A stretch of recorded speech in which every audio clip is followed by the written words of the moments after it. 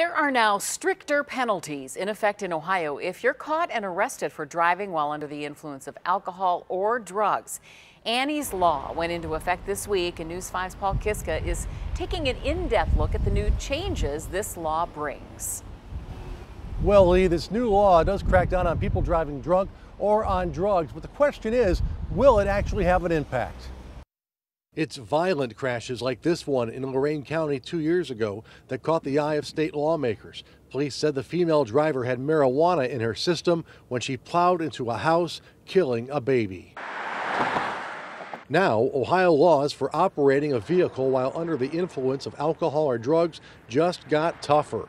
The mandatory minimum driver's license suspension for a first-time offender increases from 6 months to 1 year. However, the driver can request to drive if they have an ignition interlock device installed. The device requires a breath test to start the car. The device becomes mandatory for a second arrest. Penalties will also become stricter for offenders who were arrested in the last 10 years instead of just the last 6 years. We're all for it, whether that's increased penalties or increasing public awareness. Lieutenant Mark Neff told me the Medina Post of the Highway Patrol made 327 OVI arrests last year. Neff says the new laws won't end drunk driving. However, we fully support any law that discourages people from getting behind the wheel impaired. You know, if it's to save one life, then the law is well worth it. With the growing heroin epidemic, troopers are also seeing more drug-impaired drivers. Recently, throughout the past year or so, we've noticed a significant incline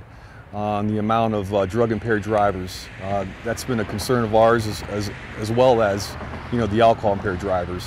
It helps in saving lives. I think that's the bottom line, saving lives. Geraldine Schimmel is with Mothers Against Drunk Drivers. Crime that's 100% preventable, and I think this will help. Schimmel told me 3 out of 4 OVI offenders drive even when their license is taken away. That's why she supports more use of the ignition interlock device. The statistic dictates that 75% of offenders drive under a driver's license suspension. So by having an interlock system, this would help combat that. Now, the Ohio State Highway Patrol told me that more than 60% of deadly crashes in Medina County are caused by drunk drivers.